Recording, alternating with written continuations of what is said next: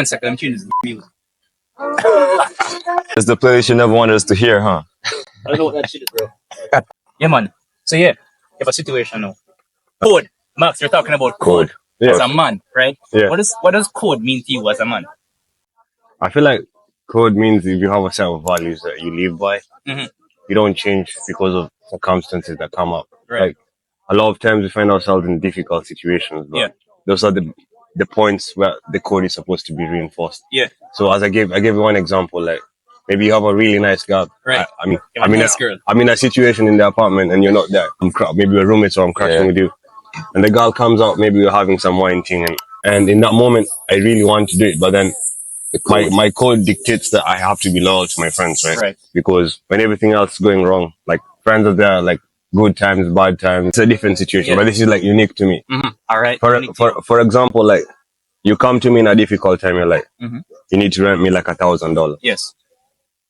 In my opinion, my code is if I give you the money, I don't have to follow up with you for you to pay me back the money. Like I just don't respect that type of thing. Because next time you're gonna need money, you're gonna come to me, and the way you behave the other time is how I'm like, how can I trust you to give you money if I have to follow up with you like 4 or 5 times? Gotta give me my money.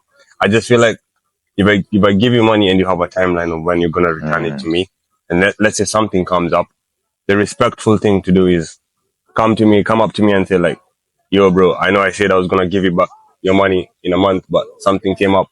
I'm gonna give you your money in like 6 months. Yes. I respect like 6 months, it's okay, but you've let me know like how your situation is looking like. Yeah. But it makes me feel uncomfortable as a guy, or like guy friendships. Bro. Like I don't wanna pick up my phone and be like, yo, what going on, Antonio? I know you got my $1,000, but I need it back. Like, I don't. Bro, if you have know to it ask already, for it, that is disrespect. That is disrespectful because man to man, right? If I were to ask you for money and I cannot come up with the money, I'm reaching out to you and I'm like, Max, I can't come up with the money, but here's a timeline, here's a plan. Man to man, I'm giving it to you real because I know you're good for it. Yeah. You know what I mean? And I know all you need is just to hear from me.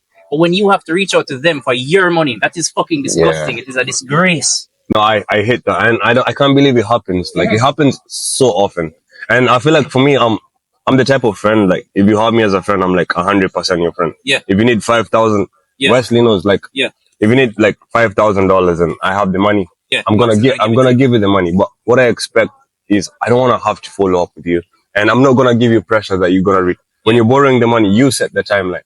You tell me like, I need this money for 2 months. If I can't, I'm gonna give it to you as it is. I'm not gonna lie. I'm not gonna sugarcoat. I'm not gonna give you money that I'll need. I'll just tell you, bro, I don't have this money, and that's that. Yeah. But if I'm giving you money, then I have to follow up. I just don't like those types of situations. And you shouldn't have to. You shouldn't have to be in those situations. We're not 10 years old. We're not 12. We're grown people with responsibilities, with goals, things we're trying to achieve. And you have to respect another man's time. Money is stored time and energy. You take away money from a man, you take away opportunity. All have shit we can do with our money. So, like, I feel like that's like, I know it's not exactly code, but that's like what code looks to me. It's just, it's a subset of respect. Huge, It's a subset of respect. Everyone needs money at times. That even I am not. Sometimes I need money, but this is the thing with me. Like, if I told you I'm gonna give you back your money in a week, it's not even gonna reach a week. I start feeling uncomfortable. That's the type of person I am, because I don't want to inconvenience someone, and I know it's an opportunity because there's something else someone could be doing with the money. So unfortunately, as adults, young adults, we find ourselves in those situations. But what I'd like to tell like people out there, like, just communicate. It's not that difficult. Just communicate. So easy. Let man know it's gonna take 2 months as opposed to a month. I don't have any problem. But when you don't say shit now, next time you come, I don't.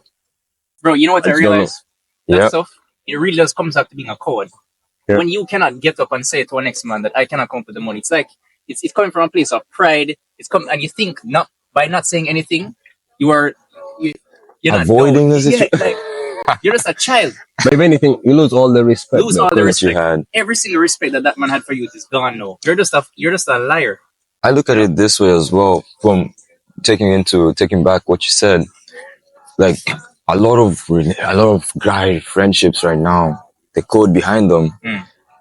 If I'm at my lowest, and I think of 1, 2, 3 people I can reach out to, I know I've placed these people in that position because regardless of what I say, they'll dedicate those 5 minutes to listen to me and say, okay, I don't know how to help you out, but let's figure this shit out. Right.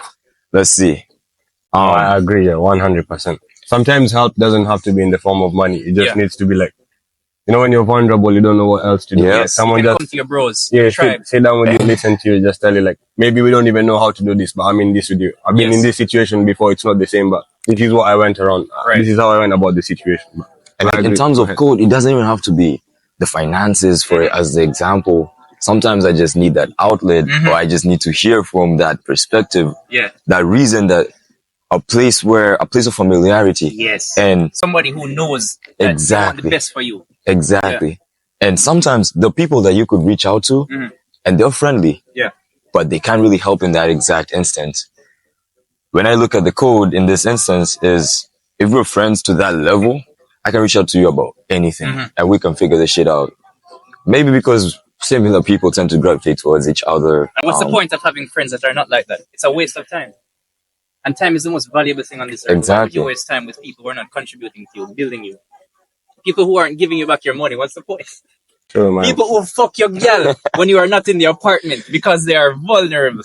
That's crazy. What's your views on like your man or like your friend approaching like your ex? Like how do you feel about that situation? First of all, I cannot even envision, I cannot see one of my closest bros even doing that. It is just not an option for them.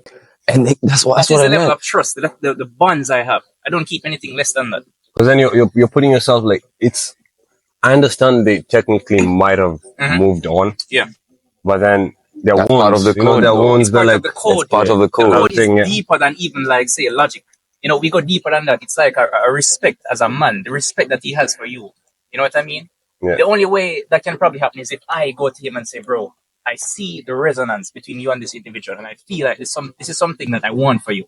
Like you're saying, if your friend is the one who gives you the blessing. So I see them, right? And I go up to them. Like the vibe's there. His vibe is there.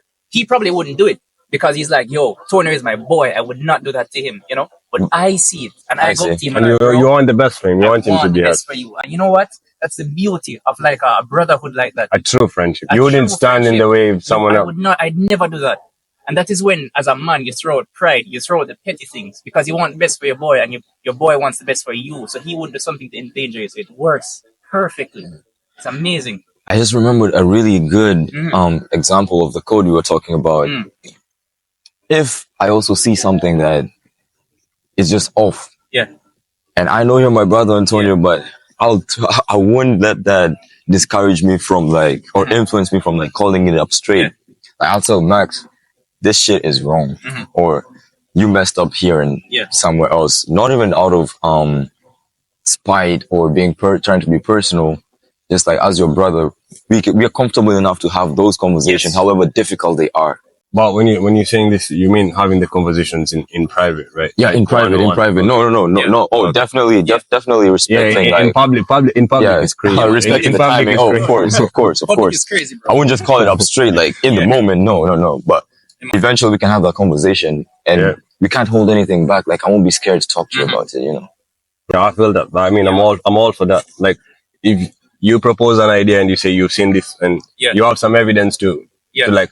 I'm a scientist. I'm someone who believes in science. I'm a logical person, and I'll agree with you. If you make an argument, I'm like, some days Wesley hits me up and it's like, the way you handle this situation, I don't agree with you. I'm like, why do you feel like I didn't handle this situation well? And then he tells me like, you did 1, 2, 3 that I did not agree with, and then I'll tell him where I'm coming from. And then most of the times, if someone like gives you an alternate point of view and it makes sense, I'm not like a prideful person, or I'll not let my ego come in, especially with my friend. Like it's me and him on a call, like no one else is there. So what's the ego for? So I'm just like, you know what, bro? I feel it, bro. Next time, maybe I'm gonna not do the same thing. Yep. Yeah, it is. Sometimes maybe I'm also the one who misunderstood. Yeah. Other times we don't need to get into an agreement. I can also hold my position. He can also hold his. Sure. Bro, you see, when you have like somebody you know is looking out for you, come and gives you like criticism, take that shit to heart. For example, it's like I had a friend back home, right? He told me something about one of my videos. You see, the minute he pointed it out, I went and I changed it for all 15 of them. All 15 immediately. I didn't ask him. I looked, I saw it myself, and I was like, this was something that I could not have seen. He saw it, and he wants the best for me, so I acted on it immediately. Because I know it comes from a place of love. Yeah, and maybe someone else would have viewed, you're not doing nothing. You're not doing the podcast yourself. So fuck off. You're like hating and shit. But no, I feel that though, bro. And that's just the beauty of it. When somebody's looking out for you, you can listen to their words, and put it into action immediately because you know it comes from a place of love. True. Well, you think girls have that?